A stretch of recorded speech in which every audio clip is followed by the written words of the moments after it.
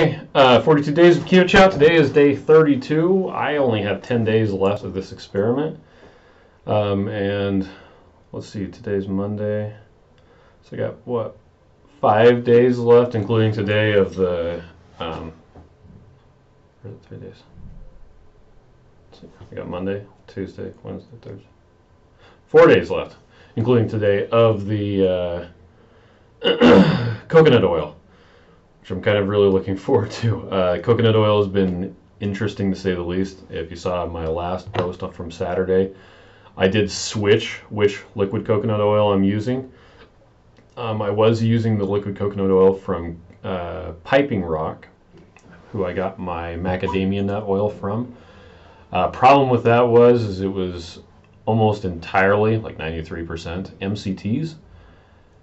And having that much MCT is not good. Really not good.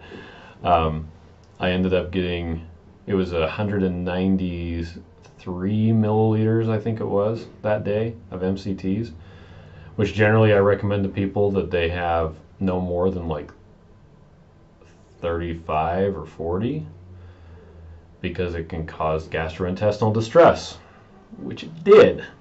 I thought that maybe because, whole liquid coconut oil, I'd used Carrington Farms liquid coconut oil in the past and not had any problems at all. People who have problems with MCTs usually don't have any problems with the Carrington Farms stuff, and so I thought, well, it's probably about the same stuff. No, it was not. So the Carrington Farms stuff is a lot better. It still has a significant amount of MCTs in it, but it's not like the other one. I actually need to pull up the label and figure out what percentage of MCTs it is, but I think it's around 50 or something like that. I don't know. But regardless, it's more better. Although yesterday, let's see, so Saturday was the first day I did the Carrington Farms. Yesterday I did it again. Today I'm doing it as well. And it's, like I said, it's better.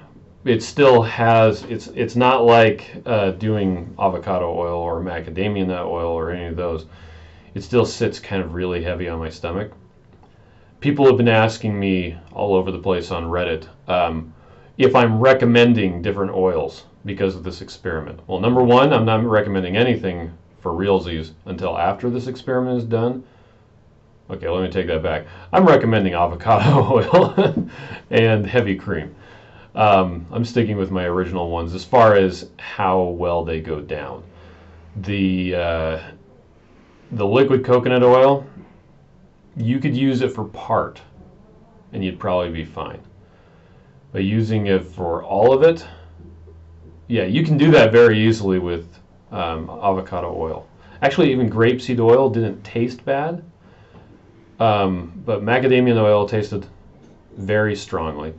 The liquid coconut oil just really hits your stomach. Even the Carrington Farms stuff, it's a lot harder to get through one than it was to do the avocado oil or the avocado oil was just fine, and the heavy cream is it's just fantastic. And you can mix the two of them and get almost the same effect. Same tastiness, I guess you could say, as with the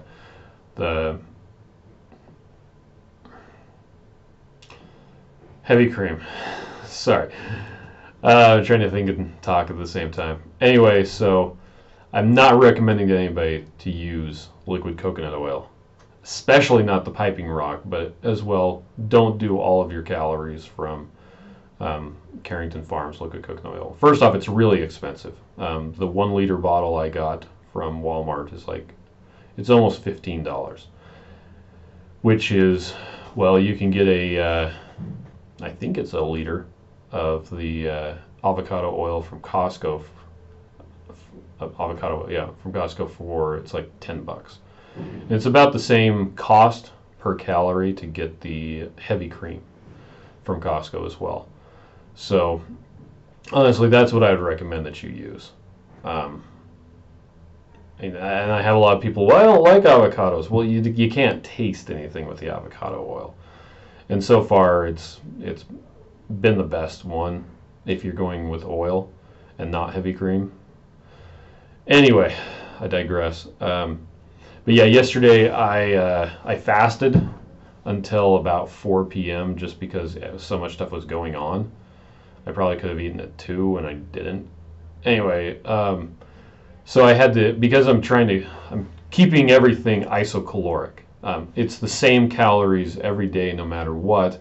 And the purpose for that is next week, or this Friday, when I start doing the dextrose and everything comes crashing to the ground, it'll be the same number of calories as it's been for the entire test. So it'd be a really nice rebuttal of the whole calories in, a calorie is a calorie is a calorie hypothesis that's been so thoroughly disproven, but I'm going to put another nail in the coffin.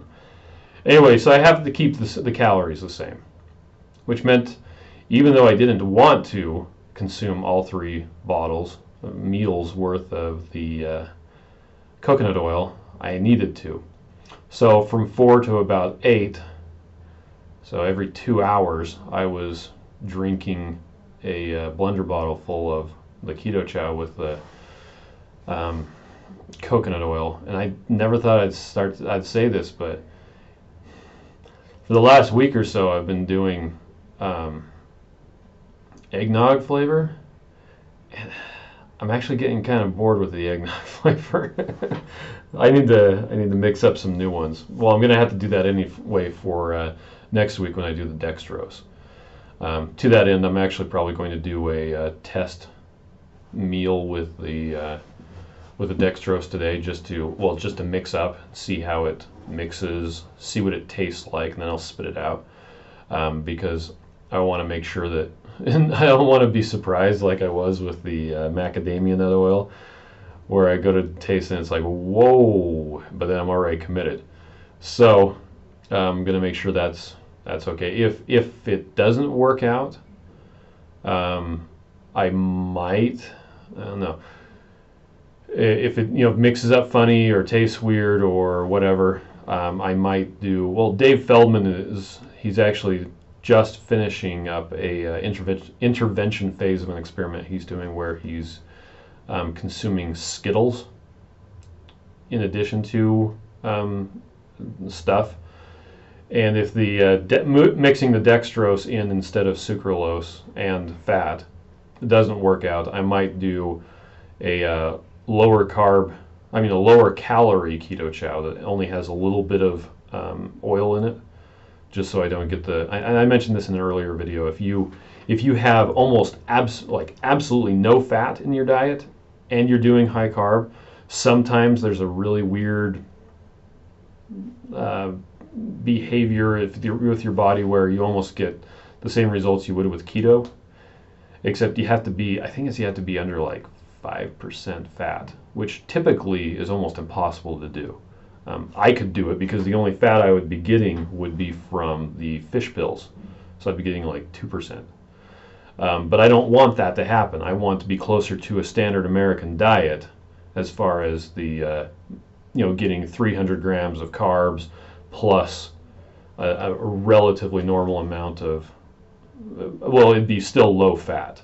I'd be right around the levels that the American Heart Association and American Diabetes Association are recommending, which is crazy, by the way. I still don't see how they can recommend those things with a straight face, but whatever. So, yeah, I might, I don't know, use chocolate bars or something like that. Because once again, I'm not trying to eat healthy carbs. I don't believe there is such a thing, because whole wheat bread, it's still just polymerized glucose, and I'm already getting all of the nutrients I need, and bread would have additional nutrients in it. For that matter, so would chocolate. It would have some iron and other stuff in it. I don't think Skittles would. I don't know if I want to go that route though, because I think I'd have to eat an awful lot of Skittles. I still want to make sure that I want to do the dextrose thing, but Anyway, so yeah, that's what's going on today. I'm at about 10 minutes, so I'm going to call it quits. Anyway, catch you tomorrow at day 33.